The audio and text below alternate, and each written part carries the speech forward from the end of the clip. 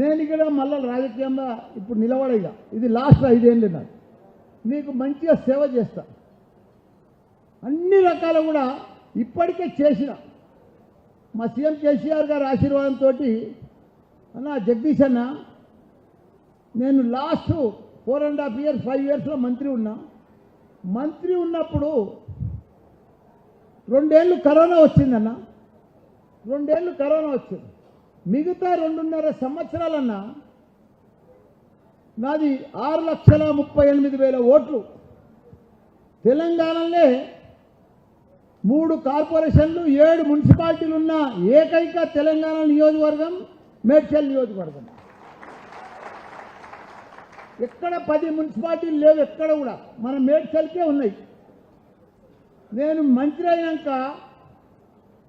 ప్రతి సర్పంచ్ని గెలిపించుకున్నా, ప్రతి ఎంపీటీసీని గెలిపించుకున్నా, ప్రతి ఎంపీపీని గెలిపించుకున్నా, ప్రతి కౌన్సిలర్ 210 మంది కౌన్సిలర్లు కార్పొరేటర్లు ఉంటే 190 మందిని గెలిపించుకున్నా.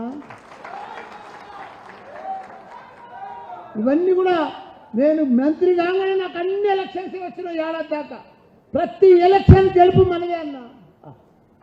95% మనదే అన్న ఎలక్షన్స్. ప్రతి ఒక్కటి 10 మంది చైర్మన్లు అన్నా, మనకు 3 మేయర్లు, 7 మంది చైర్మన్లు, ఒక మళ్ళా డిసిఎంఎస్ వైస్ చైర్మన్, మళ్ళా జిల్లా పరిషత్ చైర్మన్, మళ్ళా గ్రంథాలయ చైర్మన్, మళ్ళా మార్కెట్ చైర్మన్. 13 మంది చైర్మన్లు అన్నా ఒక్క నియోజకవర్గానికి. దేశంలోనే ఒక చరిత్ర మళ్ళన్నది. దానికి ఎన్ని పనులన్నా, జవహర్ నగర్ అని ఉన్నదన్నా, ఏమీ లేదు ఆడ. మొదలు తుంకుట మున్సిపాలిటీ మండలంకే ఉండేది, అదే షామీర్పేట మండలంకే ఉండేది. అక్కడ ఒక రోడ్డు లేదు, డ్రైనేజ్ లేదు, డంపింగ్ యార్డు, దాన్ని ఎవడు పట్టించుకోలేదు. కేటీఆర్ సార్కి చెప్పి 200 కోట్లు తెచ్చి అలా తాగునీరు లేకపోతే ఇప్పుడు ఇంటింటికి నల్లలు ఇప్పించిన, రోడ్డు లేకపోతే ప్రతి రోడ్ వేయించిన, గల్లీలా డ్రైనేజ్ వేయించిన, బ్రహ్మాండంగా చేసిన, 40,000 ఇళ్ళ పట్టాలు ఇప్పించిన నా 58 కింద.